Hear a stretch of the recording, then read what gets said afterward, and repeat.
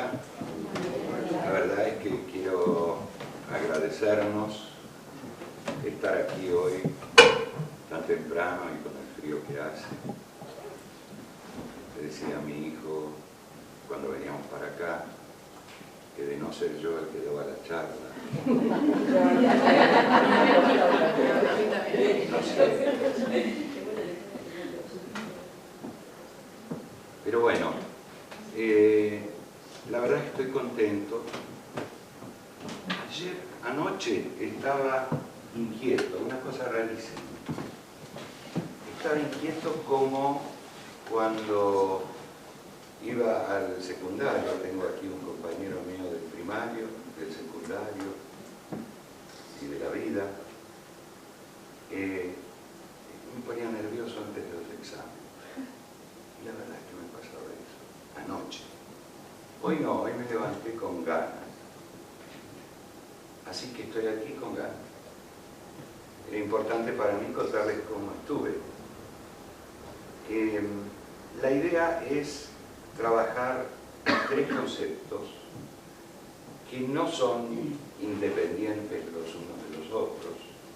Más bien van a ver ustedes en el desarrollo en qué medida tienen bastante que ver el uno con el otro. Sí me importa contarles que en la próxima charla, que espero que sea en un lugar más grande, que dispongamos un poquito más de tiempo,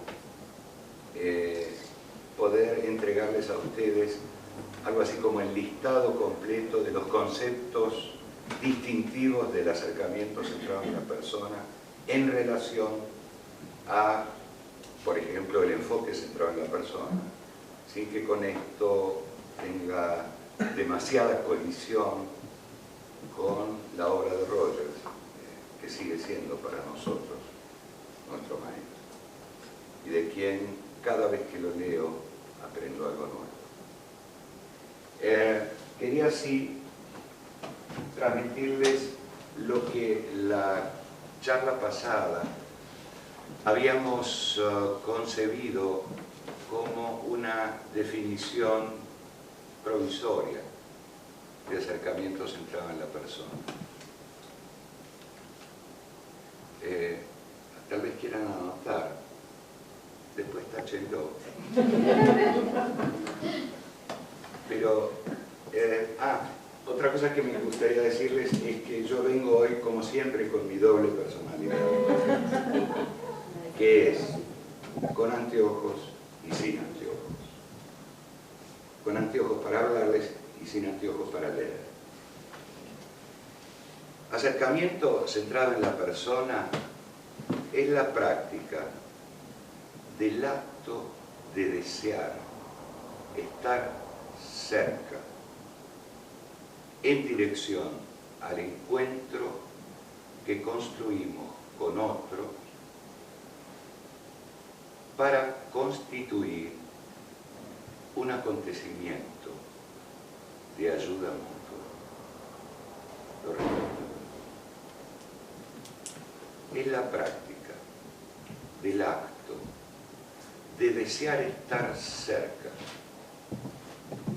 en la dirección de construir el encuentro con otro para constituir un acontecimiento de ayuda mutua. La idea de esta definición es que no voy hoy a dedicarme a desglosarla, pero cada concepto que está contenido en esta definición merecería ser aclarado.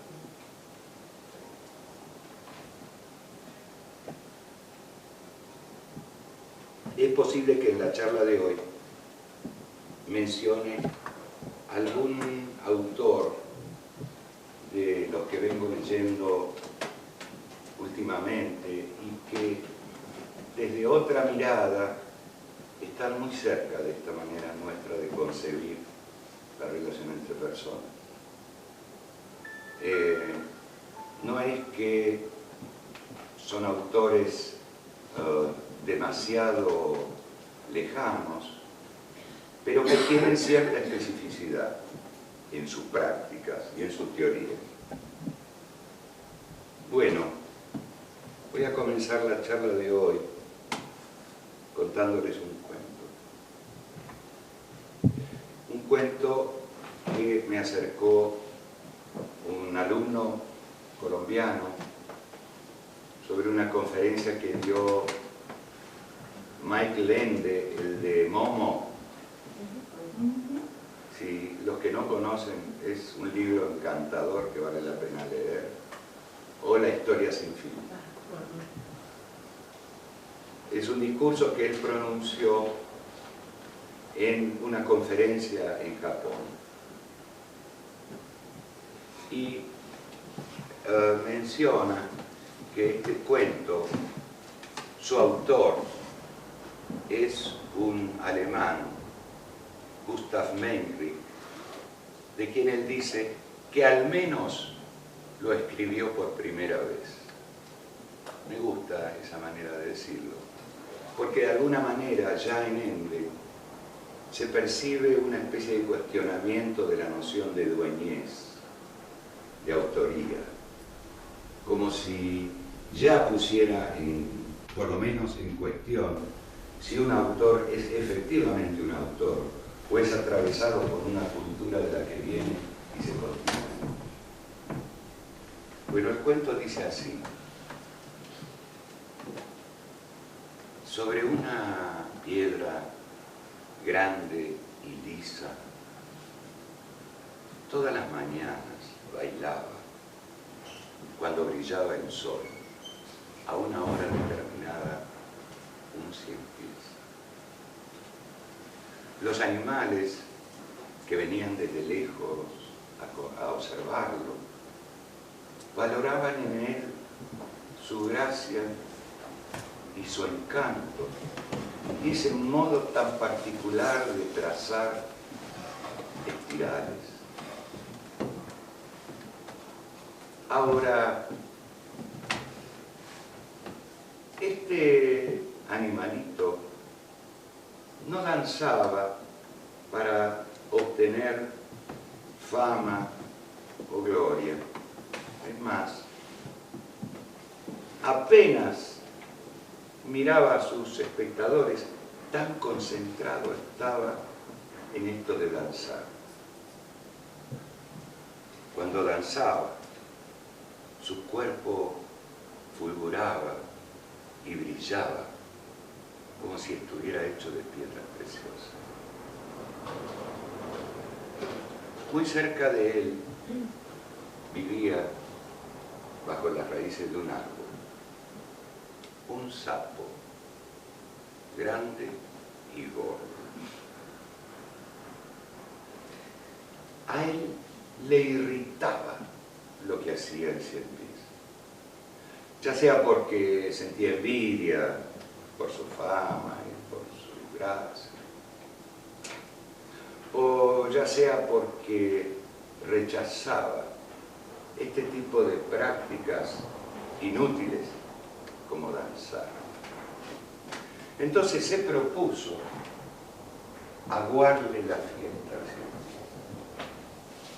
Pero claro, era importante obviar las posibles críticas y comentarios adversos del resto de los animales. Entonces pensó y pensó hasta que se le ocurrió una idea grandiosa. Escribió una carta al cien pies que decía más o menos así: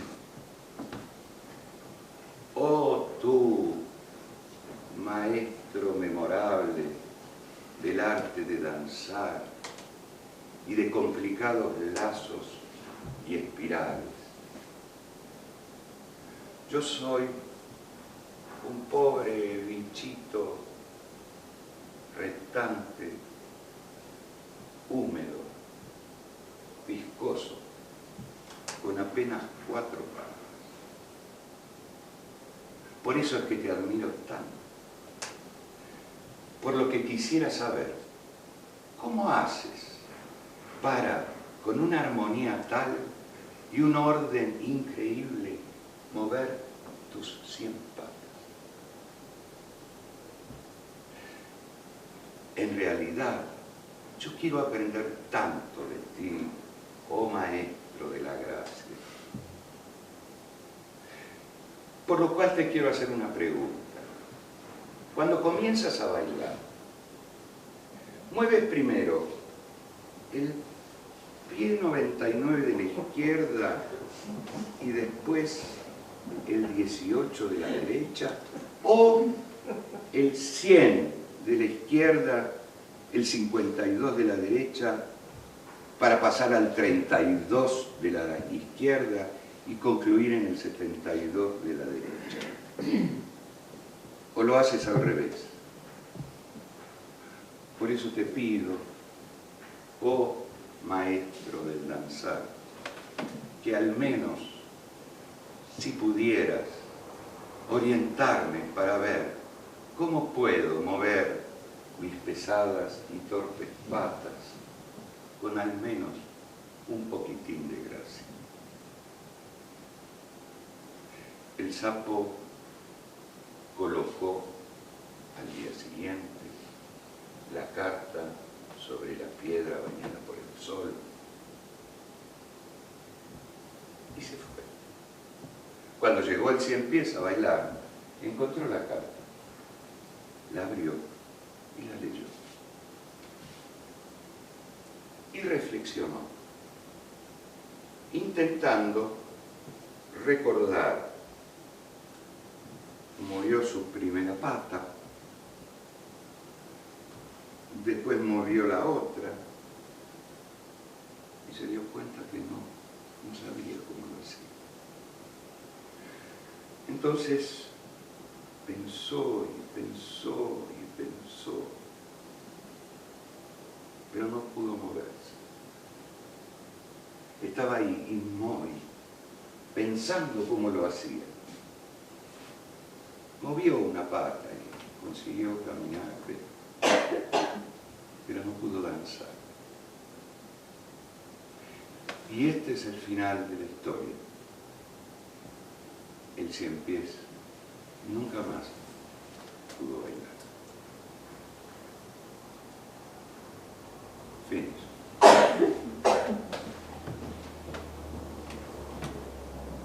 Creo que esta historia contiene en su desarrollo los 3 conceptos que hoy vamos a revisar aquí. El concepto de finalidad, el concepto de espontaneidad y el concepto de reciprocidad. Voy a comenzar hablando del concepto de finalidad. Tengo todo esto previsto, ¿sí?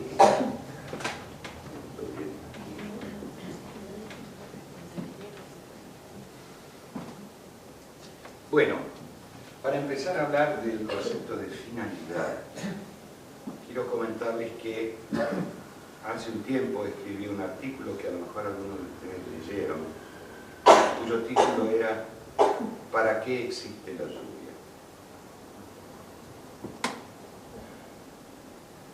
La pregunta ¿para qué existe la lluvia? Requiere, que es una pregunta obviamente hecha en función de entender cuál es la utilidad, cuál es el propósito, cuál es la finalidad de la existencia de la lluvia. Esto se puede responder al menos de 2 maneras. Hay una respuesta que dice la lluvia existe para regar los campos, para aumentar el caudal de los ríos, para mantener el equilibrio ecológico, para provocar inundaciones. Estamos hablando entonces de que la finalidad de la lluvia ocurre por fuera del acto de llover. ¿Comprenden esto? Es decir, que lo que la lluvia puede, su poder, está por fuera del acto de llover. Puede llenar los campos, y a veces puede ser bueno o malo, su poder. Pero hay otra posible respuesta a la pregunta de ¿para qué existe la lluvia? Y la respuesta es: la lluvia existe para llover. En cuyo caso, el poder de la lluvia reside en el acto mismo de llover. Lo que la lluvia puede es llover.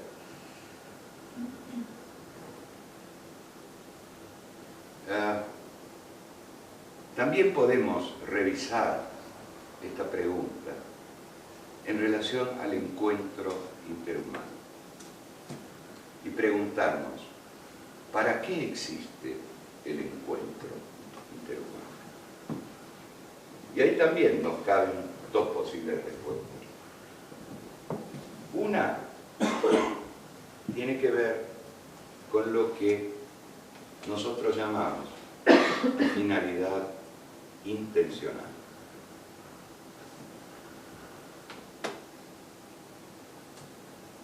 ¿Qué quiere decir finalidad intencional?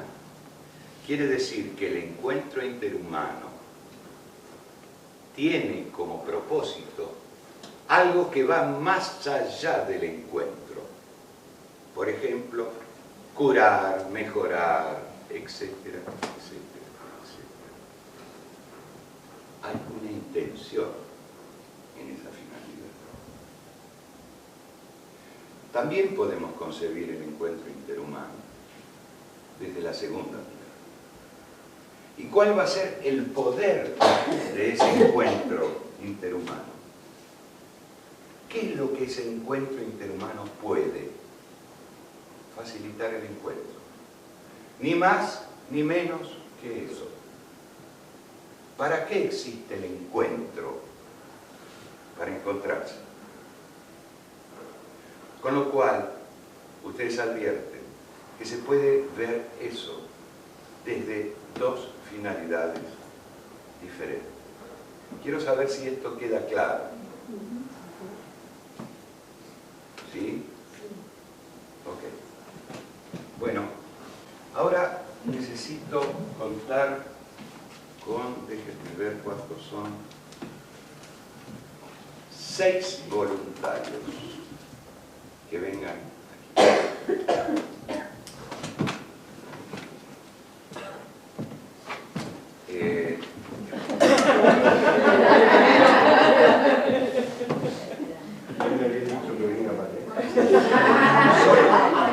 Solo que voy a pedirle a alguno de los otros varones que sea voluntario o voluntaria. Ok. ¿Quién más? Te pido que te pones. Otra voluntaria. Y una parejita más me gustaría. No duele, ¿eh?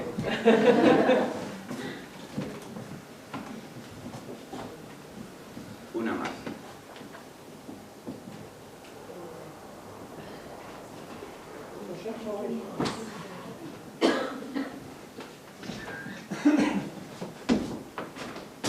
Ok.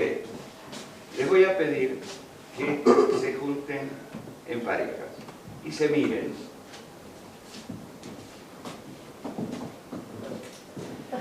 El ejercicio que les voy a proponer es una pulseada. ¿Saben lo que es una pulseada? Entonces pónganse cómodos en el suelo, en los almohadones, como para hacer la pulseada.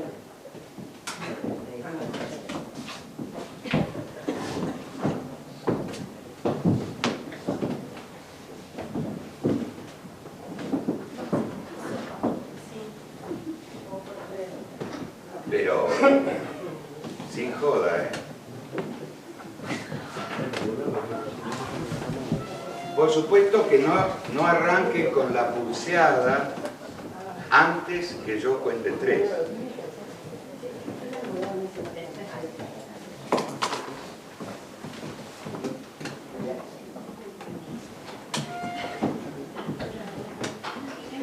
Todos las ven, ¿no? Bueno.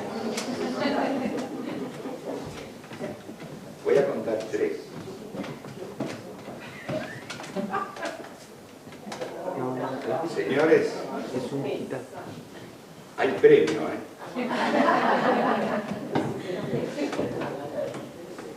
A la 1, a las 2, no empiecen, no me haga trampa, Leo, como en el colegio. A la 1, a las 2 y a las 3. Fuerza, fuerza, hay que ganar. Vamos, ganar, carajo. Fuerza. Vamos. Hay que ganar. Hay que ganar. Fuerza, fuerza. Vamos, ganar. Vamos, fuerza. Meta. Si empatan, una más, una más.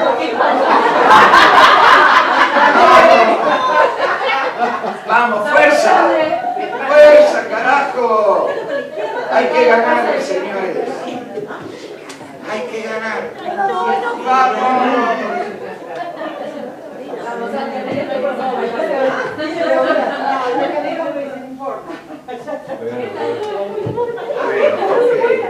Ok. Ahora les voy a pedir que vuelvan a tomar contacto.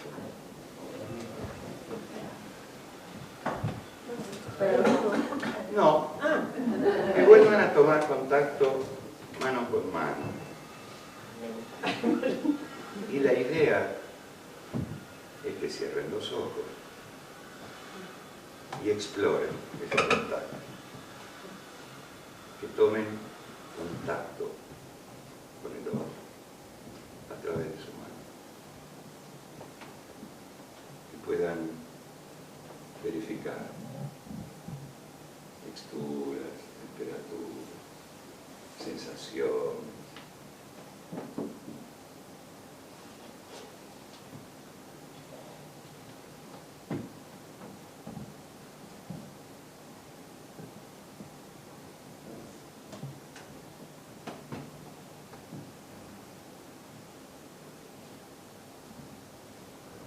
Tienen todo el tiempo del mundo.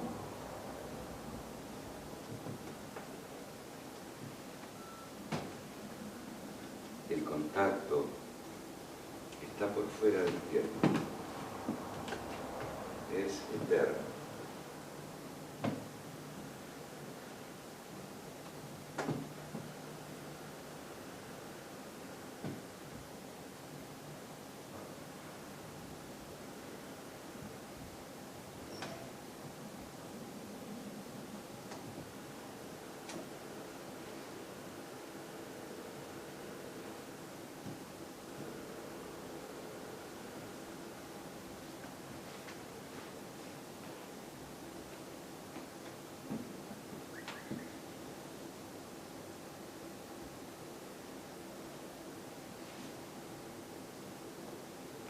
La verdad es que me da pena, pero voy a tener que pedirles que vayan terminando.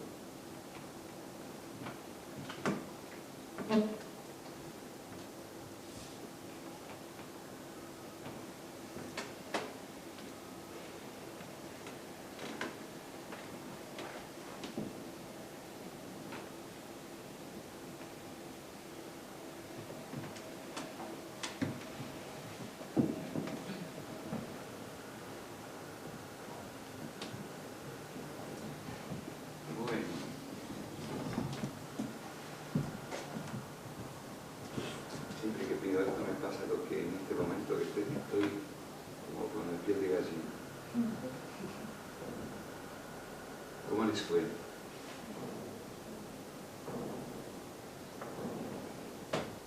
Experiencias totalmente distintas. Experiencias distintas, ¿no? ¿Los demás pudieron ver esto? En un caso, la propuesta, la finalidad, era ganar. Quiero aprovechar para decirles a aquellos que están en relaciones de ayuda, que en este caso era ganar. En otros casos puede ser curar, puede ser mejorar. Pero cuando existe esa finalidad, pasa lo que aquí pasó. No había contacto real. Había una finalidad intencional. La intención era curar, ganar. Pero qué notable que cuando esa intención es predominante, no hay contacto. O el contacto está al servicio. En cambio, cuando les dije, bueno, olvídense de la finalidad intencional. Tomen contacto por el gusto de tomar contacto. Y ahí pasa otra cosa. Ahí hubo alguna forma de reconocimiento, alguna forma de intercambio, de reciprocidad, de afectación mutua. Esto es a lo que nosotros llamamos finalidad deseante. Deseante. Ahora vamos a ver. Muchas gracias, gente. Salvo, perdón. ¿Alguien tiene ganas? ¿Qué era eso? Era la luna.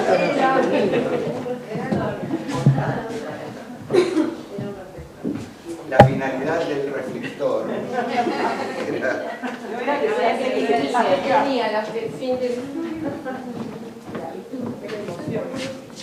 ¿Alguno de los que participó de este jueguito quiere compartir algo con el resto? ¿Cómo grande la diferencia? ¿Sí? Dale. A mí me pasó cuando la consigna tuya fue ganar. Y me acordé lo de la lluvia. Lo de la lluvia. Pensé que era ganar en ese caso. ¿Qué era ganar? Claro, digamos, yo pensé, si yo hago toda la fuerza, se termina enseguida. Entonces dejó de llover. Entonces me encantó que jugamos con él. Ni él hizo toda la fuerza, ni yo hice toda la fuerza. Porque estar allí. Y bueno, después tenía que terminar de alguna manera. Pero me pareció que el ganar no era vencer. Eso me pareció así. Y la segunda parte del ejercicio. La segunda parte fueron, fue saliendo, hubo actitudes distintas de los dos, desde mi percepción, ¿no? Claro. Yo era investigativo y él se dejaba investigar. Es una relación de ayuda. No sé qué finalidad tenía, pero sucedió. Eso ocurrió. Lo vio así. Eso ocurría. Bueno, Gracias, eso. Leo. Les quiero leer las definiciones del diccionario de la Real Academia de qué es intención y qué es deseo. Intención es la determinación de la voluntad en orden a un fin. Deseo es el movimiento afectivo hacia algo que se apetece. ¿Qué es para nosotros finalidad intencional? Es la finalidad que más que por la navegación se ocupa por el puerto al que llegar. Es la finalidad que cuida una semilla por el árbol que va a ser. Para nosotros esa es la finalidad intencional. ¿Qué es la finalidad deseante? Es la finalidad que vive plenamente la navegación además del puerto. Es la que cuida a la semilla por la semilla y no solo por el árbol que va a ser. Estoy recordando algo que no lo había escrito, pero lo quiero comentar. Hace muchos años me consultó una mujer que perdía sus embarazos. Llegado el tercer o cuarto mes, perdía sus embarazos. Uy, hace muchísimo, no me acordaba. Revisábamos toda la cosa familiar y todo. En un momento yo me atreví a decirle que a mí me parecía que ella no cuidaba su embarazo. Se enojó conmigo, se imagina, en 4 idiomas. Hasta que yo pude decirle que me parecía que era bueno que ella pudiera cuidar su embarazo como embarazo y no como el hijo que iba a ser. Porque en la medida en que ella pudiera permanecer ahí, algo del cuidado se jugaba en plenitud. Final feliz, obviamente, si no, no lo estaría contando, la verdad. Aunque, recordando ahora una paciente que vino a verme porque no podía quedarse embarazada. Cuando empezamos a ver sus conflictos, enseguida se embarazó con su... No me...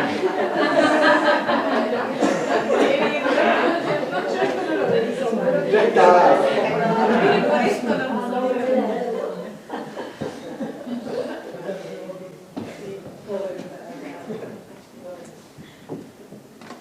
¿Y cuál será entonces la finalidad del 100 pies? Porque en ese cuento ya se ve que hay una finalidad deseante, tanto en el 100 pies como en sus espectadores. ¿Para qué hacen lo que hacen? Para hacerlo. No hay en el danzar una intención de ganar fama, no. Hay un goce por danzar en contacto con, así como a sus espectadores les juega este goce de observar en contacto con. ¿Qué quiero decir con esto? Por supuesto que el sapo tenía otras intenciones. Otra finalidad. Otra finalidad. Lo que quiero decir con esto es que desde nuestra manera de concebir lo que hacemos, es importante permanecer en la navegación, sin olvidar el puerto, pero permanecer en la navegación. Porque si no nos puede pasar que aunque ganemos la pulseada, nunca estuvimos en contacto con el otro. Y para nosotros, lo sanador para ambos es el contacto. ¿Es claro? Pero me importa también que no se entienda esto como opuesto o una en detrimento, no sé la palabra detrimento. Por suerte no está acá.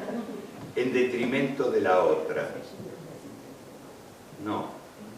Estoy diciendo, son tan valiosas una como la otra, solo que lo que hace a nuestro modelo requiere de no olvidar esa finalidad deseada. Quiero darles un ejemplo. Cuando se trata de intentar la asistencia, por ejemplo, de un bebedor, de un alcohólico, existe una necesidad de procurar de él una cierta forma de abstinencia. ¿Con concretamente que no tomen más. Y para eso utilizamos todo tipo de recursos, físicos, verbales, químicos, de tal manera que, si bien desde una actitud, si se quiere, comprensiva, utilizamos esto, es claramente direccional, es directivo, con lo cual, incluso nuestros 3 principios básicos para el ejercicio de nuestro trabajo como terapeuta, aceptación positiva incondicional, empatía y congruencia, a veces hay que correrlos porque hay que conseguir que no chupen. Pero para que esa persona consiga abandonar el hábito y admitir la posibilidad de una vida diferente, nada mejor que sugerirle que participe de los grupos de autoayuda. ¿Por qué? Porque lo que intentan los compañeros de un grupo de autoayuda, de Alcohólicos Anónimos, no es curarlo, no es ocuparse de sus síntomas, es compartir el sufrimiento, es compartir aquello por lo cual aparece en la punta del iceberg, el alcohol. ¿Y cómo lo hacen? Le dan consejos, comparten su experiencia, le transmiten aquello que para ellos resultó valioso. Ni más ni menos que eso. Comprenden que en un caso se tratará de una finalidad intencional y en el otro una finalidad deseante, donde se juega el deseo de estar cerca del otro para ayudar, porque es ayuda para quien ayuda. ¿Comprenden esto? Tomo este ejemplo por el hecho de que no quisiera que se entienda que una cosa está bien y otra cosa está mal, porque si así fuera, esto que digo contradice nuestro espíritu, ¿no? Bueno, vamos a pasar ahora a hablar del concepto de espontaneidad. ¿Estamos bien en tiempo, gente? Pregunto a los cronómetros. ¿Estamos bien? Ah, no.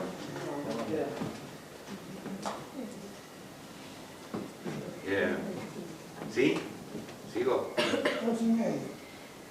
Tenemos una hora todavía. Bárbaro. Me gustaría mencionar a un autor, a 2 autores en realidad. Humberto Maturana y Francisco Varela. Son 2 biólogos chilenos, alguien se ríe por ahí. Son tus ídolos. Son biólogos. Creo que Francisco era médico, Francisco Varela. Creadores de textos científicos maravillosos. Creadores de un concepto que vale la pena comentar, que es el concepto de autopoiesis. ¿Lo escribo o no vale la pena? Autopoiesis. Poiesis es una palabra de origen griego que significa creación, nacimiento. Todo es un concepto vinculado al acto de crear, al acto de nacer, lo germinal, aquello que hace posible la existencia del mundo. Y Maturana concibe este concepto para los seres vivos. Dice que la vida tiene la nota de la autopoiesis, que es de la autocreación.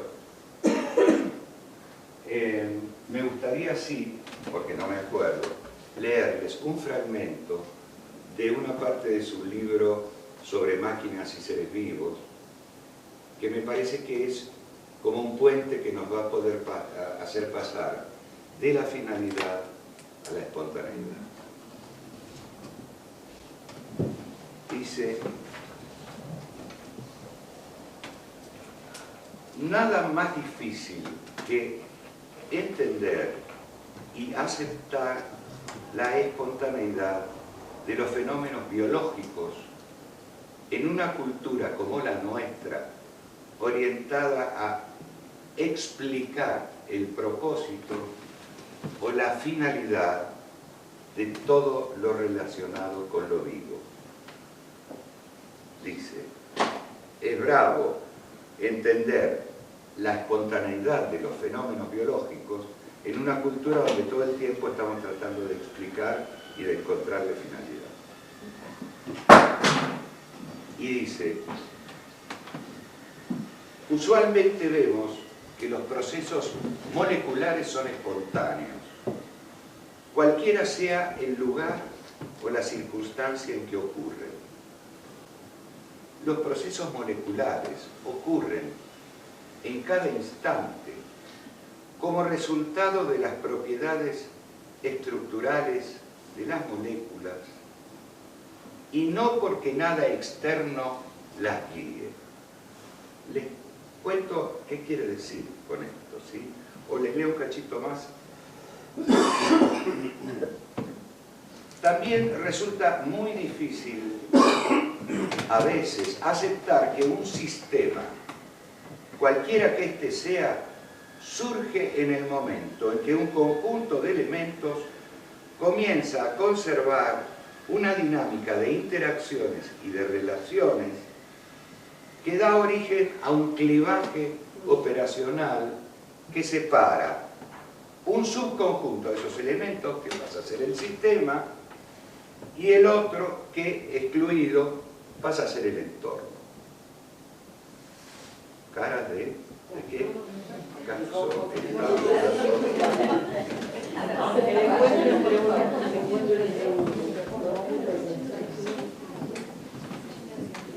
voy a hacerles un pequeño dibujito, después lo explico,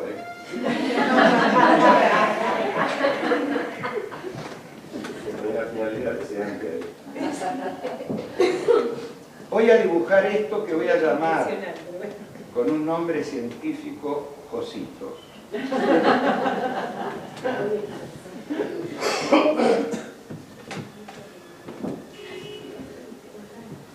Estos cositos pueden ser moléculas, pueden ser personas, pueden ser cositas. Lo que Maturana dice es que es difícil aceptar que lo que hace que estas partículas, o moléculas o cositos se muevan con espontaneidad es porque venimos de una cultura que necesita encontrar en eso una finalidad. Él dice, son espontáneos y por sus propiedades estructurales empiezan a tener algún tipo de afinidad que los hace conservarse de alguna manera unidos como un sistema que se constituye espontáneamente, que no está predeterminado por alguna ley de la naturaleza a priori. Podemos hacer una ley, pero la ley cabe solo para esto, porque pasó esto, porque nosotros, observadores, después vimos que se armaba un sistema y este era el entorno. O sea, está hablando del valor de concebir la espontaneidad en lo vivo. ¿Lo pueden ver así? Y dije que estos son cositos, pueden ser moléculas, pero también pensemos que pueden ser seres vivos, que por algún tipo de afinidad constituyen lo que se llaman las propiedades emergentes y arman un sistema. ¿Sí? Y les digo cómo concluye. Dice, veamos ahora el tema de la finalidad. La espontaneidad en el surgimiento de los sistemas niega cualquier dimensión de intencionalidad o finalidad en su constitución o en su operar, y hace que finalidad e intencionalidad pertenezcan solo al ámbito reflexivo del observador, como comentarios que él o ella hace al comparar y explicar sus distinciones y experiencias en distintos momentos del observar. Está hablando de lo que el observador ve a posteriori. Y dice, quien no acepte la espontaneidad de los procesos moleculares no puede aceptar la espontaneidad de las coherencias operacionales entre el ser vivo y el medio, propias del vivir. Me parece que esto es como abordar el tema de la finalidad desde una perspectiva, si se quiere, científica, pero que alude a un fenómeno que es el fenómeno de la espontaneidad. Vamos a hablar un poquito de la espontaneidad.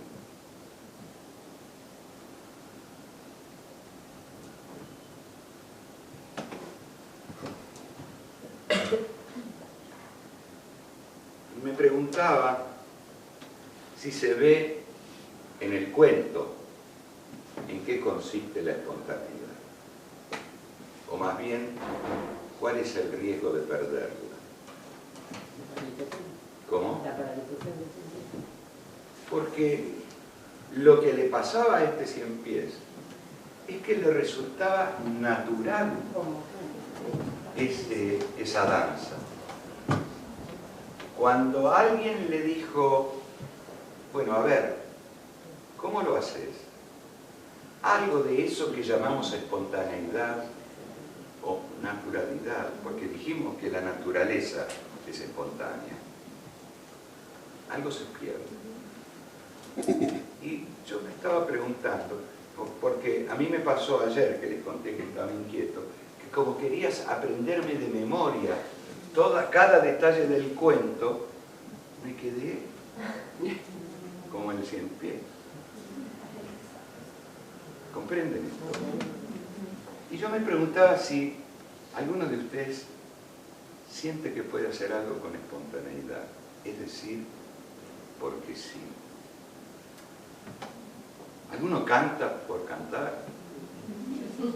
A ver, ¿por qué no me cuentan qué hacen porque sí? Yo bailo. Yo bailo porque sí. Yo no soy.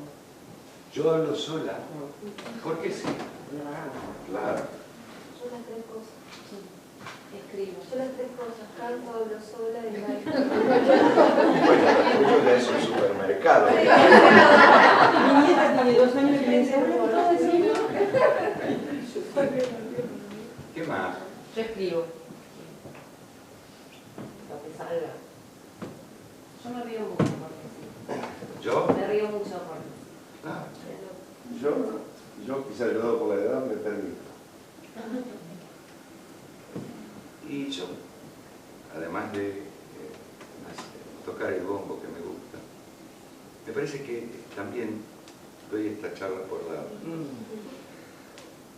Porque hay una nota que tiene que ver con la espontaneidad, y también con la finalidad, y también con la reciprocidad, que es la gratuidad.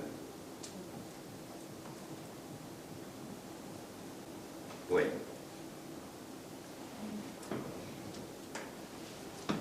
¿quién habla de espontaneidad con muchísima frecuencia y en textos muy extensos y muy complejos?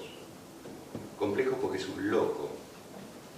Es Moreno, Jacobo Levi Moreno, el creador del psicoanálisis. Tiene en su libro cientos de páginas dedicadas a la espontaneidad. ¿Cómo define Moreno la espontaneidad? La define como la respuesta adecuada a situaciones nuevas y la respuesta novedosa a situaciones conocidas. Él hace mucho mención de lo que llama el acto creador y se plantea muchas veces que esta cultura en la que vivimos está más ocupada del producto terminado que del acto creador.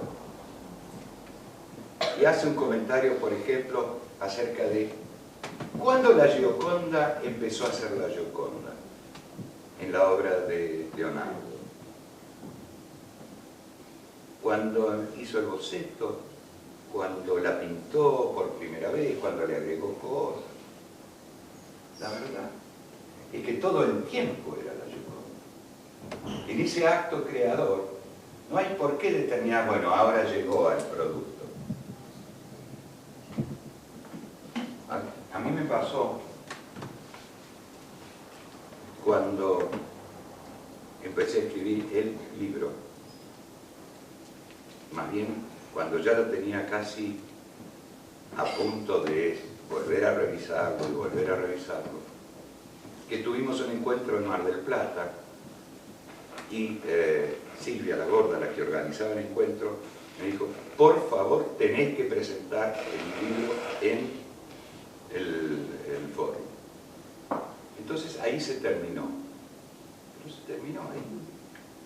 Ahora lo leo y digo, esto hay que volver a escribirlo todo de vuelta. ¿Comprenden a dónde voy con esto?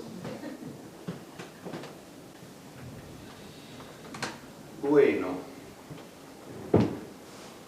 hay una cosa interesante que menciona Moreno, que es lo que él llama la conserva cultural. ¿Qué es la conserva cultural? Es aquello que aparece como el producto, como, es una conserva cultural que cuando llega el consultante, uno vestido con el guardapolvo blanco, le da la mano y le dice, buenas tardes, y lo trae por aquí. Ustedes pueden reconocer en ustedes ser parte de alguna conserva cultural. Como enlatados por una cultura que desprecia el acto creador y valora lo que ya está consolidado y enlatado.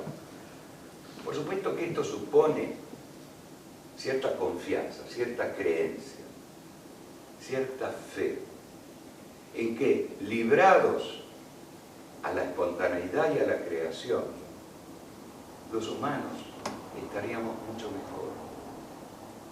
Solo que ciertas conservas culturales han propiciado guerras, esclavitud y tantas otras cosas. Quiere decir que cuando hablo de espontaneidad, charlábamos el otro día, no es un, más sí, hago lo que quiero, porque la espontaneidad tiene que ver con nuestra naturaleza, con lo natural. ¿Vieron que se dice de la gente que es espontánea, es natural? ¿Qué quiere decir que es natural? Quiere decir que responde a su naturaleza, a una naturaleza que no es algo predefinido por leyes. Su naturaleza, las leyes de la naturaleza que lo rigen, son las que se hacen vigentes ahí, en la relación con el otro y con su medio. Eso es alguien espontáneo, natural. Pero para los que alguna vez hemos leído algo de Rogers, que presumo que hay casi todos, ¿qué es otra cosa ser natural que responder a la sabiduría orgánica? La sabiduría organísmica es esta experiencia de la naturaleza que somos. Es más, Rogers nos pide que seamos nuestra experiencia. ¿Y qué otra cosa es la sabiduría organística? Que no sea ponernos al servicio de una tendencia que va más allá de lo individual, y que es la tendencia que Rogers llama formativa y nosotros preferimos llamar transformativa, porque es una tendencia que básicamente favorece la transformación y no necesariamente algo que tenga que ver con el progreso. No estamos demasiado de acuerdo con el progreso, sí con el suceso, sí con el acontecimiento, sí entendiendo que en el universo no solo hay destrucción, también hay construcción, hay pura transformación. Eso somos, formas que contienen su transforma. ¿Sí? No me acuerdo cómo sigue. Quería contarles que también en Moreno estiola el tema de la escena psicodramática. Y Moreno tiene un ejemplo muy clásico, que es cuando alguien roba una cartera en el contexto social. ¿Te acordás? Cuando alguien roba una cartera en el contexto social, es pasible de ser metido preso. Cuando alguien roba una cartera en el contexto grupal, no es juzgado por la justicia afuera, sino por los compañeros del grupo que dicen, dale, sos un chorro, sos un mal bicho. O al revés, entendemos que te sentís tan disminuido. Pero está sometido a una especie de juicio con un grado mayor de libertad que en el contexto social. Y en el contexto psicodramático, ese mismo sujeto puede ser ladrón, violador, asesino, porque en ese contexto tiene la libertad de manejarse desde la espontaneidad que ofrecen como sí. Por eso es valioso el trabajo del psicodrama. Muchas veces uno consigue acompañar a alguien en una escena psicodramática que se pone en contacto con aspectos de su experiencia que la imagen del sí mismo no le permitía ver. ¿Pueden ver esto?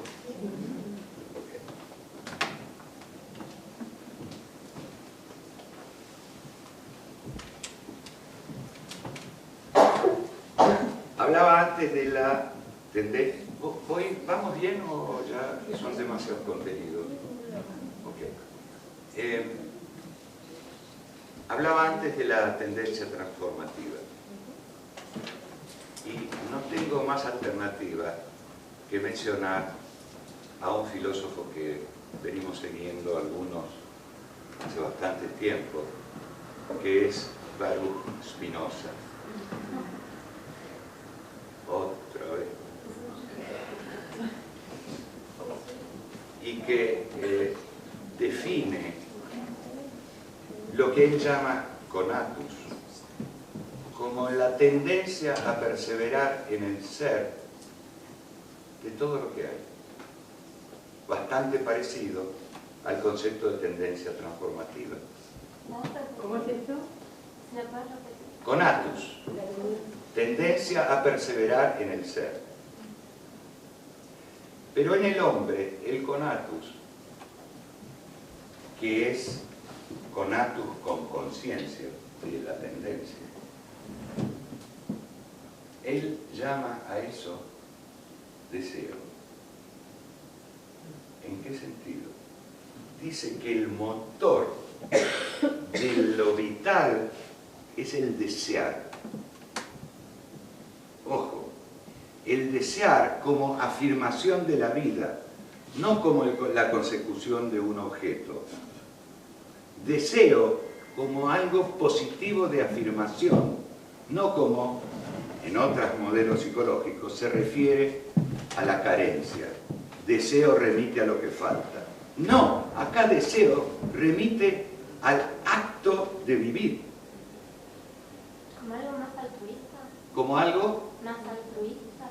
no, me parece que no tiene que ver con valores. Tiene que ver con qué nos mueve en la vida. El motor, desear. ¿Sí? ¿Esto lo pueden ver?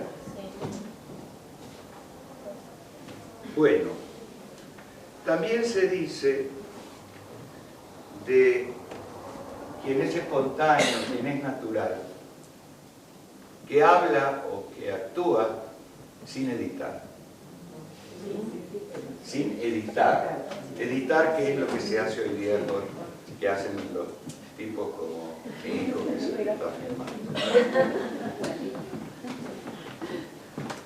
A quien aprovecho para agradecerle, porque la verdad es que ayer tuvo el cumpleaños de 50 de su mamá, donde cantó con su grupo y se durmió como a las 5:30 de la mañana, así que tiene 3 horas de apolillo, pero me dijo que quería ver, así que gracias, Jerez.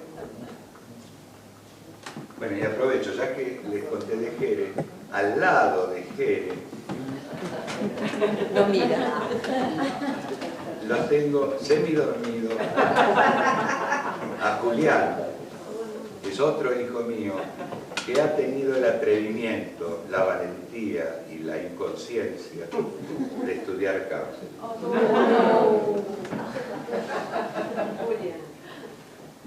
Entonces, ¿qué es esto de editar? Editar es, en todo caso, determinar qué digo, qué no digo, qué hablo, qué no hablo. Todos aquí editan acá. ¿O hay alguno que no?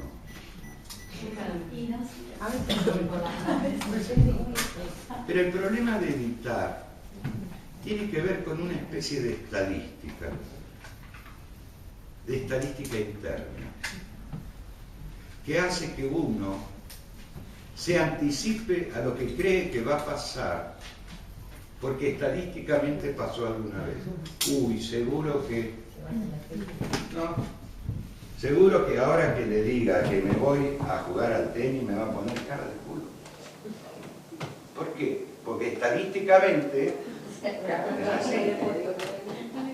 Con lo cual no me doy ninguna posibilidad de que algo sea nuevo, distinto, fresco, creador. ¿Comprenden lo que digo? En esto yo necesito hacer un homenaje a mi madre. Por 2 problemas que ella tiene. ¿Solo 2? Actuales. El primer problema es que mi vieja es sorda. Y cuando hace unos años fui a contarle que había escrito un libro de poesía y me miró con cara allí mi hijo, le dije, no, pará vieja, es una edición casera. Y me dijo, ¿Dulce Casero se va a llamar? ¿Se imaginan cómo se llama? Así que tengo que agradecerle su sordera. Y lo otro, que aunque parezca raro, no del todo grato, también quiero agradecerle, es su demencia senil. ¿Por qué? Porque cuando yo la voy a visitar al geriátrico, donde está fenómeno, mi vieja, mucho mejor que cuando estaba solita, por suerte, y vamos al jardincito que tiene, sobre las paredes está trepando el ambelopsis, ¿vieron eso? Por decirles algo. Por supuesto que cada vez que llego me pregunta, ¿y los chicos? Bien, vieja. ¿Y los chicos? Bien, vieja. 5 minutos después. ¿Y los chicos? Bien, vieja. Pero cuando salimos al jardín y ella ve que el viento mueve las hojitas del empelopsis, dice, ay, están bailando. 2 minutos después, vuelve a mirar con el reloj. Ay, mira, están bailando. Esta capacidad de asombrarse. Cada vez que nosotros la hemos perdido, que alguna vez estuvo, y no nos gustaría que volvamos a tenerla recién, porque al final tenemos la demencia senil. Pero ¿por qué perder esta capacidad? Esta capacidad de asombrarnos, que nos permiten abandonar la estadística y decir, me dirijo espontáneamente a esta situación que es nueva. Una vez veníamos, la saqué a pasear, y veníamos por la autopista, la que va a Luján,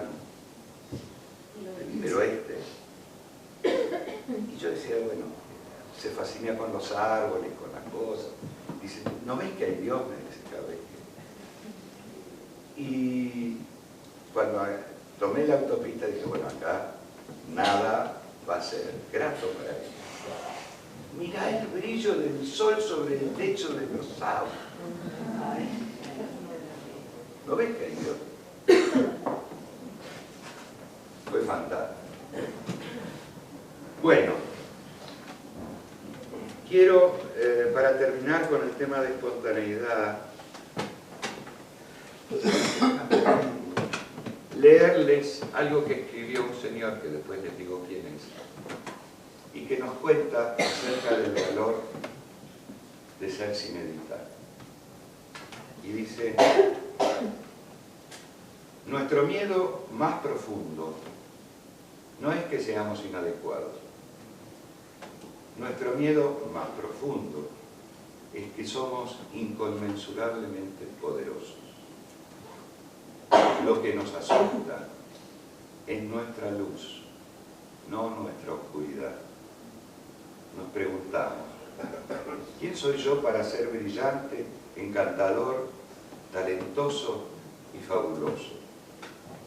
En realidad, ¿quién eres para no serlo? Eres una criatura de Dios. Jugar a ser insignificante no le sirve al mundo. No hay nada inspirador en encogerse para que los demás no se sientan inseguros a tu alrededor. Hemos nacido para dejar de manifiesto la gloria de Dios que hay dentro de nosotros, que no está solo en algunos, sino en cada uno de nosotros. Y al dejar que nuestra propia luz brille, inconscientemente, le damos permiso a otros para que hagan lo mismo.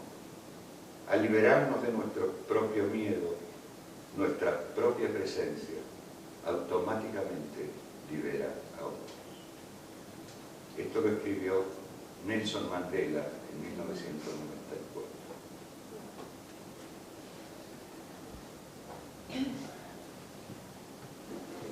¿Seguimos?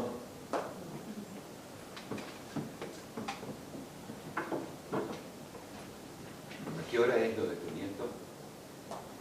El papá de mi nieto. ¿De tu hijo? Bueno, vamos a hablar. Uy, veo a algunos que lagrimean. Sí, es algo, lo de mi vieja es conmovedor. A mí me conmueve cada vez que la visito. Pensar que nos llevábamos como luchar. Pero la verdad es que además, uy, les cuento una cosita, después paso a la... ¿Eh? No. Siempre me preocupó que la gente mayor. Me pasó cuando mi vieja perdió a su segundo marido. Que imaginaba qué difícil debe ser para quien está acostumbrado al contacto, de repente no tener más contacto. Y me pasa cuando la visito, que ella viene, baja del ascensor, se acerca y nos abrazamos. Y yo siento que ahí le entrego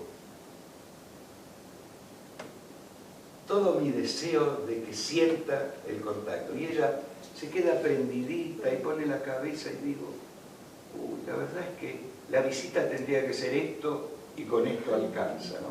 Y se queda ahí, nos quedamos. Eso es fantástico, ¿no? Esta cosa de poder entregarle eso que es tan fuerte, ese contacto. Puedo. Eso fue eso. Algo más. No conté nada. Lo lleve de verdad.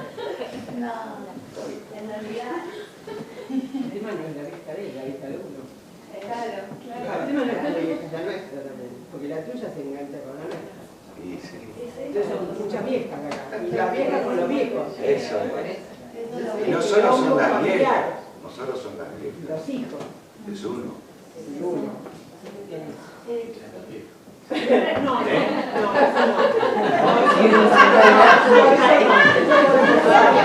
no digo para nada. Está bien. No digo. Bueno, sigo que se puede sentar. Vamos a hablar de la reciprocidad. ¿Puedo hacer una pregunta? ¿Sabes qué? Termino de hablar y después doy lugar a todas las que... Anotala o conservala. Bueno.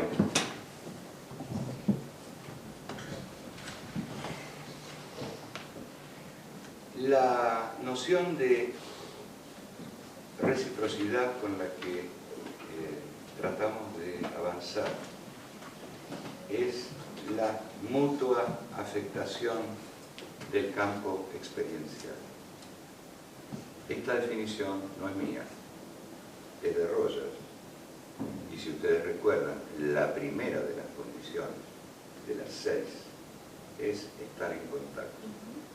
Y estar en contacto es la mutua afectación del campo experiencial de uno y de otro. Pero, más allá de esta definición de reciprocidad, a mí me gustaría contarles lo que para nosotros es lo que llamamos reciprocidad fundante o reciprocidad radical. La vez pasada, en la charla pasada, les di un ejemplo de esto que llamamos la reciprocidad fundante y que tenía que ver con, lo repito, cuando alguien toca, por más traumatólogo que sea, es tocado. Yo, traumatólogo, le toco el hombro para diagnosticar no sé qué cosa, pero al mismo tiempo soy tocado por este hombre. Esto es lo que para nosotros es lo radical de la reciprocidad. La inevitable constitución de la identidad de ese momento fundada en la relación. ¿Se entiende lo que digo? Lo que entendemos como reciprocidad fundante es que una relación determina la identidad de lo que la constituyen, que no la precede la identidad. Yo era uno antes, pero ahora que estoy en contacto, este contacto me hace ser otro. Y es este contacto el que nos otorga recíprocamente una identidad. Si lo podemos entender así, esta reciprocidad es profundamente igualitaria.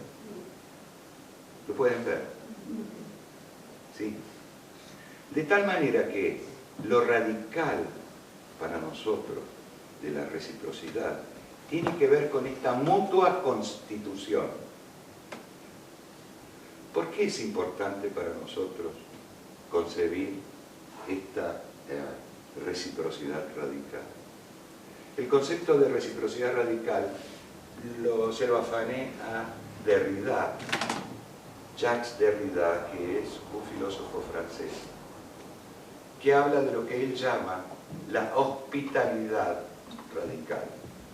Estaban muy preocupados en Francia por la cantidad de inmigrantes que reciben. Entonces él decía, hay leyes de la hospitalidad que dicen en qué condiciones recibir al extranjero, qué documentos tiene que presentar, qué se le ofrece. Leyes de la hospitalidad, que no son contradictorias, pero en cierta medida sí, de la ley de la hospitalidad radical. ¿Y qué es la ley de la hospitalidad radical? Significa decirle que sí al otro, sin siquiera pretender ser los dueños de casa. Es decirle que sí al otro, sin poder, sin necesitar que nos diga su nombre. Porque es probable que si le damos la bienvenida y le decimos ¿cuál es tu nombre?, se lo digamos en un idioma al cual lo forzamos a que nos responda. Un idioma que no es solo una lengua, es una cultura, es una manera de estar. De tal manera que atreverse a esta hospitalidad radical o reciprocidad radical es salir del lugar del dueño de casa y desnudo poder estar con el otro, constituyéndonos ahí. ¿Pueden ver esto que digo? Es renunciar a la dueñez. Porque decirle que sí a un otro desconocido es admitirme como desconocido ahí. Es tomar ese riesgo. Sea quien sea yo. Claro que en la psicoterapia, sobre todo en ciertos modelos, nosotros le damos la bienvenida al otro, pero con un lenguaje que ya está canonizado, que ya está determinado, en el cual está definido qué tenemos que conseguir, cómo vamos a conseguirlo y cómo tiene él que presentarse en la situación. ¿Entienden por qué tomamos este concepto de reciprocidad radical? ¿Sí? Quiero ver si me olvido de algo. Estoy bien el tiempo. Bueno, yo termino.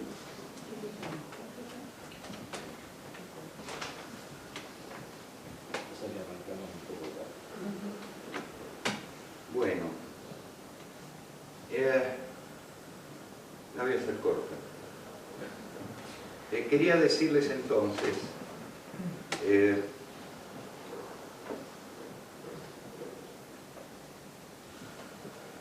que este planteo de la reciprocidad radical, nosotros no solo creemos que es una manera de estar en la entrevista, creemos que entender así la relación con los demás implica además una posición política y una posición ética. Y en este sentido ya no es extensivo solo al ámbito de la consulta. Creemos que esto es lo que proponemos, sería la mejor manera de estar en la vida con otros. Entonces,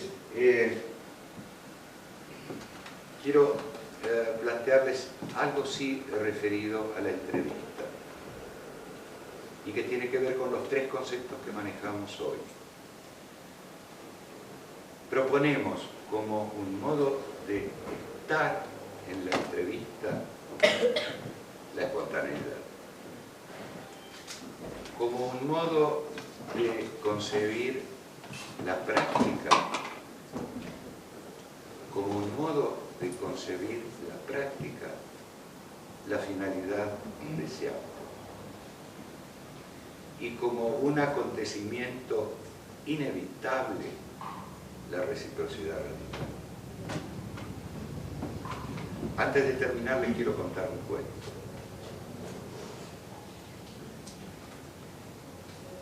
¿Se bancan otro cuento? Sí. Sí. En un... Perdón.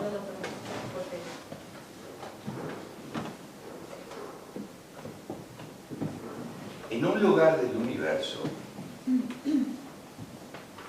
existía un planeta, el planeta de los mamelfos. ¿De los? Mamelfos.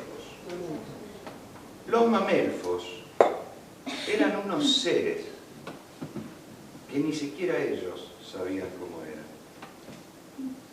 Porque desde que nacían, las cosas se les iban quedando pegadas. La ropa que les quedaba chica se les quedaba pegada. Los cuadernos que ya habían usado hasta el final y no quedaba un solo renglón se les quedaba pegado. Hasta los huesos del cliptodonte que comieron en el guiso de la noche se les quedaba pegado. Es más, en las casas también todo se les quedaba pegado. Las cacerolas que ya se habían usado. Tanto es así que un hombre que quiso cambiarse de casa, la casa anterior se le quedó pegada. Entonces vivían llenos de montañas de cosas, con lo cual el planeta era oscuro. No se podía ver, con lo cual, por eso ni sabían quiénes eran ellos, cómo eran. Tanto es así, que era tan oscuro, que ni siquiera se podían mover y ni siquiera un rayito de sol podía ingresar en su planeta.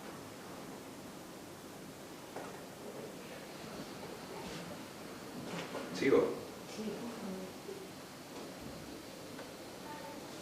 A los mamelfos más chicos les encantaba que les cuenten cuentos. Entonces los mamelfos más grandes le contaban que hubo una época en que en este planeta había sol, fulgores, colores. Y entonces los chicos mamelfos decían, ¡qué lindo! Pero los mayores le decían, pero eso es un cuento. Y eso también se les quedaba pegado. Y cuando algún mamelfo más chico decía, ¿y por qué no probamos de conseguir ese fulgor? Siempre había algún mamelfo maduro que les decía, no, las cosas son como son y nada se puede cambiar. Y eso también se les quedaba pegado. A los mamelfos más chicos, algunos podían correr, apenas, saltar y dar vueltas carnero. Había una mamelfa a la que le encantaba dar vueltas carnero. Blunquimelfa.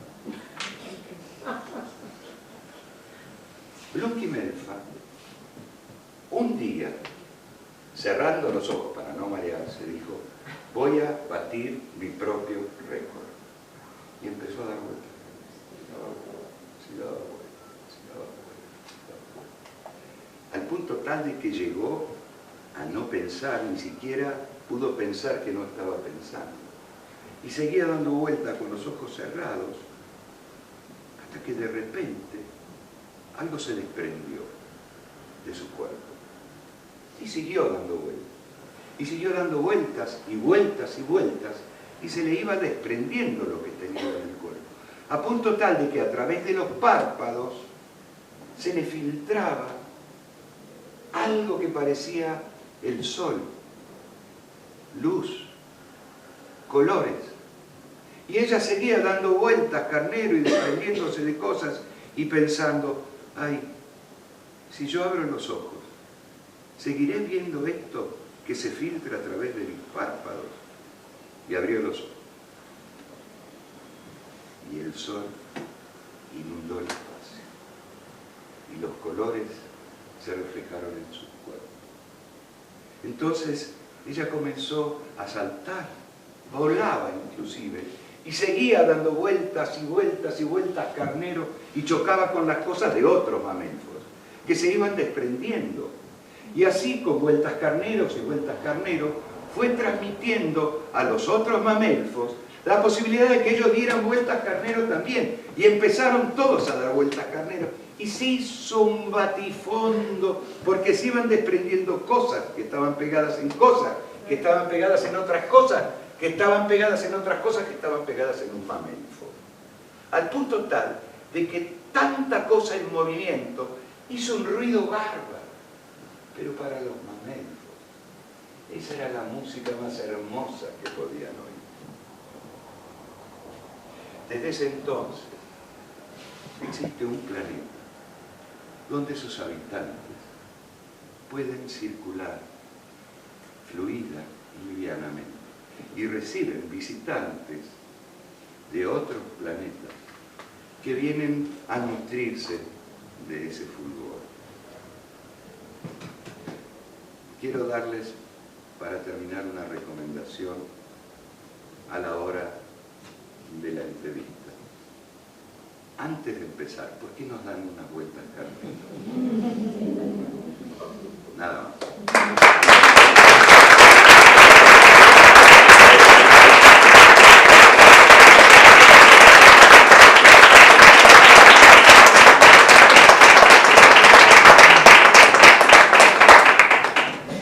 Bueno, tenemos tiempo de preguntas, comentarios, críticas.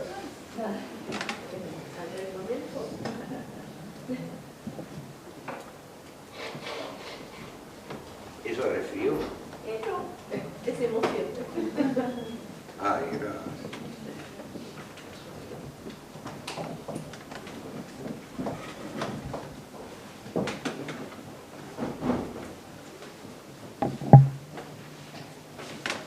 Me gustaría, muy estaba pensando justo con esto que vos hablás de vueltas Carnero, ¿no? Y de las vueltas Carnero que se debe a la analogía dentro de la función terapéutica y la espontaneidad. Perdón. Poquito más fuerte. Que cuando hablábamos de espontaneidad y ahora con las vueltas Carnero, acá cierra un poco mi pregunta, ¿no? Con las vueltas Carneros que uno da en la sesión terapéutica con el paciente, que se anima a dar y que a veces se siente, a veces, nada más, como no yo, me siento como juzgada por el afuera, porque se supone que no se Por la dan cuenta. conserva cultural. La conserva cultural, bueno, no conozco los términos, habla de que eso justamente es lo que uno se debe hacer, ¿no? Y bueno, yo me siento como muy espontánea, me gustaría como que estuvieras explorando mucho sobre la espontaneidad en ese marco, ¿no? Ajá.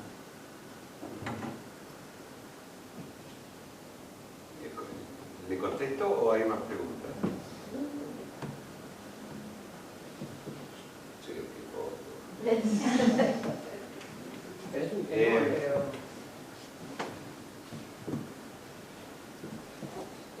¿Qué significa ser espontáneo a la hora de la consulta?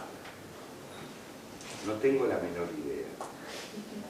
O por lo menos puedo comentarles que para mí ser espontáneo, siendo que tampoco puedo decir que esto es general, porque hay situaciones en las que puedo, situaciones en las que no puedo, situaciones en las que quiero, situaciones en las que no quiero.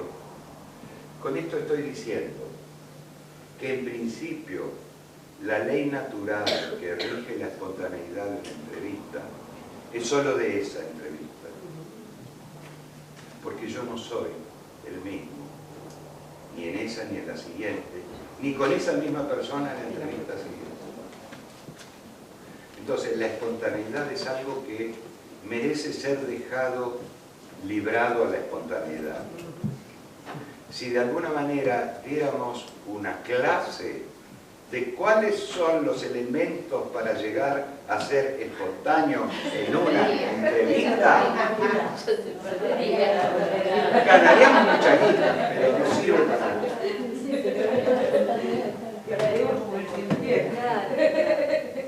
Entonces, si la espontaneidad tiene que ver con sentirse natural y sentir que con el otro uno es parte de esa naturaleza, hay algo de lo que uno puede entregar Porque, a ver, cuando uno está con otro, uno lo toca de muchas maneras. Lo toca con sus palabras, lo toca con su cuerpo, con su presencia, lo toca con su silencio. Y tocar al otro y ser tocado por el otro marca un camino sinuoso que puede conducir al bienestar, al crecimiento, o puede conducir a otro lugar. Depende de en qué medida uno se disponga en el acto de tocar y ser tocado a aceptar que somos parte de una totalidad, que no somos islas, que si bien aparecemos como islas, somos parte de un único continente. Esto ya lo señalé la vez pasada, figura en mi libro, pero sigue siendo para mí la clave. Poder reconocer en el otro parte del continente del que somos parte. Porque si uno puede conectarse con el otro, hago el dibujito. Recuerdan, el dibujito eran unas islas bañadas por el mar del conocimiento, que si conseguimos desalojarlo, nos muestra que en rigor somos parte de un mismo territorio, ¿sí? Y no es lo mismo desde aquí, intervenir aquí, desde esta isla a esta otra isla, que conectarme con esto desde aquí, desde este campo donde somos parte de lo mismo, donde estamos inevitablemente expuestos a resonar con el otro, que no significa perder identidad, confundirse, mezclarse. Vieron que esto aprendieron ustedes. Ojo, no vaya a ser que lo tuyo es lo tuyo, lo del otro es lo del otro.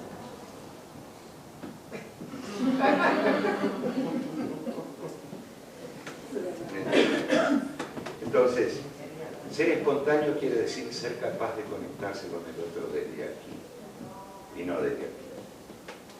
Porque esto es lo aprendido. El otro es uno distinto y separado. Esto me parece que es fundamental, como entender en cuanto a la espontaneidad, ¿no? Porque me parece que si es desde allá arriba, hay algo de inadecuado, que creemos que somos espontáneos, Sí.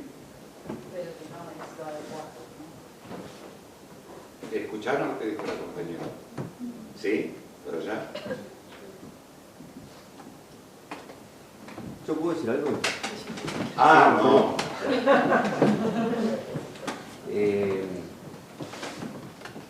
¿No se le puede echar mano a la fenomenología, por ejemplo? ¿Qué es lo que Si se aparece? deja. No. A ver. ¿Qué es lo que aparece en ese momento? Ah, a en eso esa te refieres. instancia, claro. Ya sé. Lo que tiene que ver con la espontaneidad. Porque pensé que hablabas de la fenomenología como filosofía. Y si bien es cierto que parte la fenomenología, la fenomenología tiene como interesante la diferencia entre el acto de conocer y el objeto conocido. Es lo que en fenomenología se llama noesis noema. Es decir, noesis es el acto de conocer, noema el objeto conocido.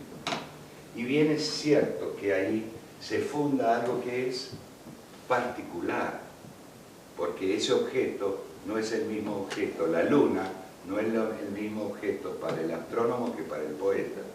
El acto de conocerla es otro, aunque el objeto sea el mismo. Pero de todos modos la fenomenología de alguna manera hace persistir, desde mi punto de vista, una mirada que discrimina sujeto de objeto. En nuestra propuesta no hay tal cosa como sujeto de objeto, sino que hay un fenómeno al que llamamos acontecimiento.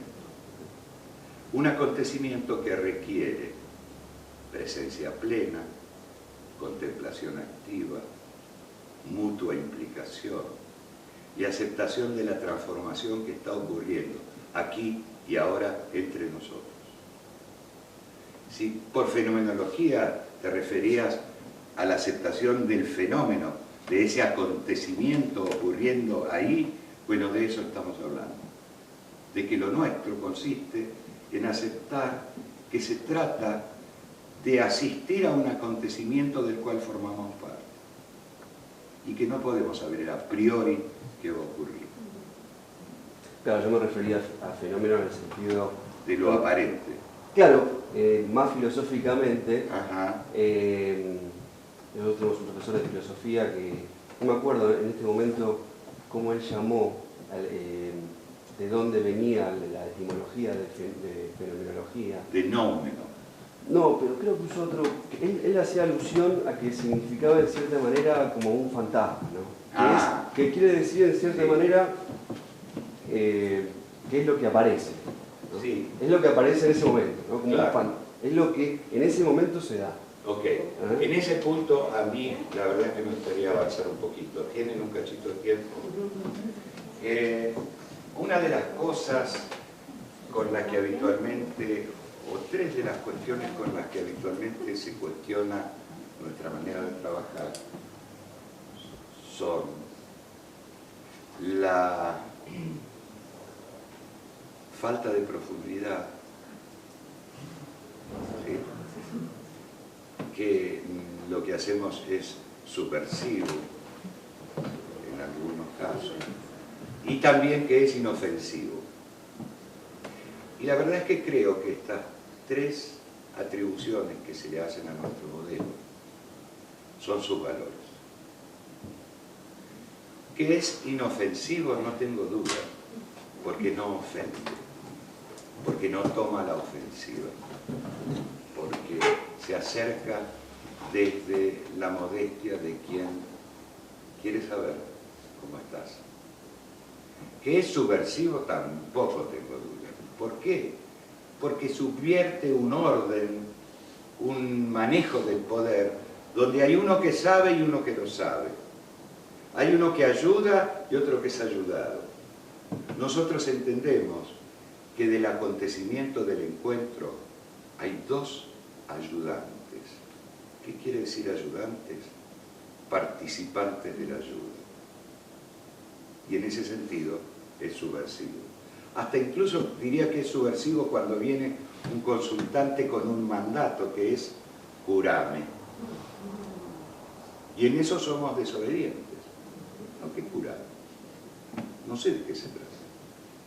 Pero lo último es la diferencia entre lo superficial y lo profundo. El psicoanálisis es profundo. ¿Por qué es profundo? Dice. Porque no atiende a lo que aparece, sino a lo que supuestamente hay por debajo. Pero lo que hay por debajo es una teoría cuyo portador es el que mira. No sabemos si eso es así. Entonces, la diferencia entre lo real y lo aparente, lo superficial y lo profundo, es una mirada profundamente platónica.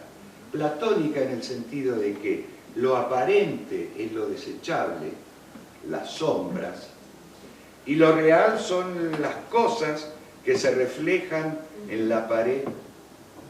Esta teoría de la caverna, creo que hay muchos pensadores contemporáneos que siguen viviendo en esa caverna.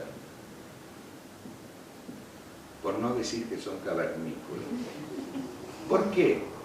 Porque lo que hay es lo que aparece. Lo demás es puro cuento. Lo que aparece es lo que aparece aquí, ahora, entre nosotros.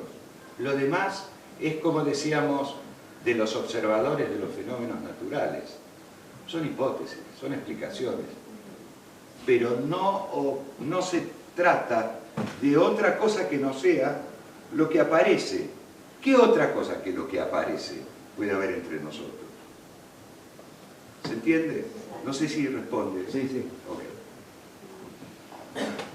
Yo tenía ganas me dieron ganas de compartir sobre todo con vos, chiquitito, que en mi experiencia, la espontaneidad implica el riesgo de lo que, ¿viste? No puedo saber a priori. Estar ahí y ¿qué vamos a hacer? ¿Y cómo vas a ayudar? No sé, qué sé yo, vamos juntos a ver qué pasa.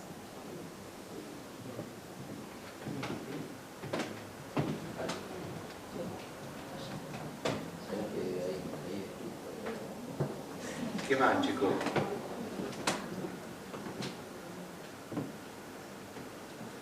Estoy contento de haber podido compartir este tiempo con ustedes.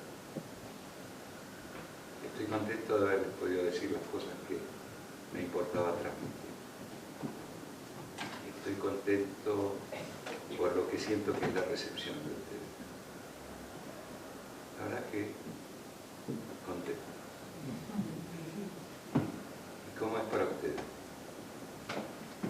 Yo además me contenta es como que se le dice, gratitud, ¿no? Con mucha gratitud hacia vos y hacia esto que se están dando. Es mutuo. Mucha alegría de poder estar, escucharte, aprender todo esto. Y nos hiciste emocionar a todas. Todos tuvimos lo mismo. Para mí a raíz de lo que acontece, las últimas palabras tuyas, no voy a editar. Cuando relataste lo de tu madre, me trajo mi propia historia con mi padre, que es muy reciente. Mi padre va a hacer 18 meses. Y me voy de acá con la contestar que por primera vez puedo agradecer a la herencia femenina. Siempre lo viví como que resignado, ¿no? No como castigo, muy doloroso, muy doloroso. De repente esas personas que son, ¿no? Cuando terminamos enteramente, construyeron su vida, en un instante pueden abrir una puerta con un peine, ¿no?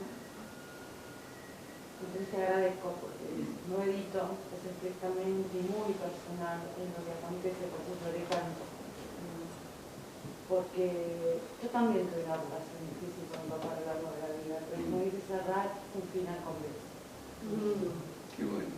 Sí, gracias. Por eso lloré.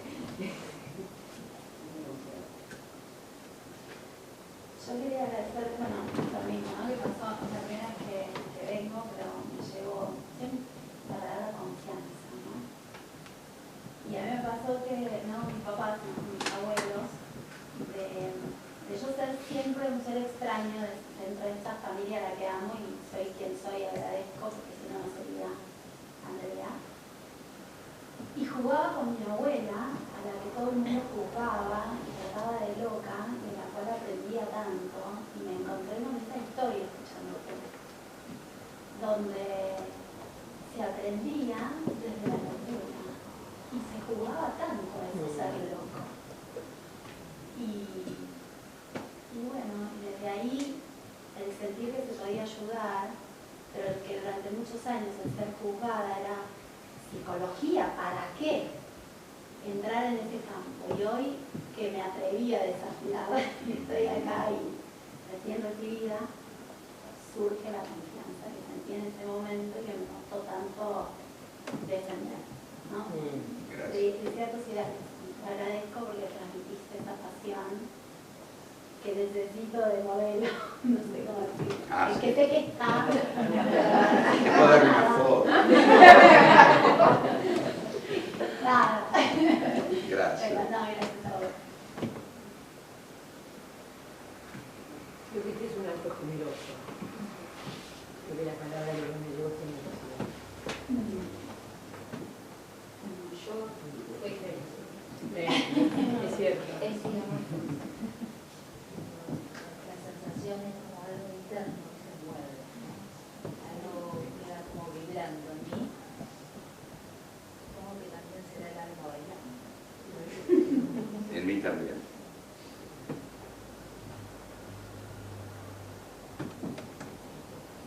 Bueno, chicos, dejamos.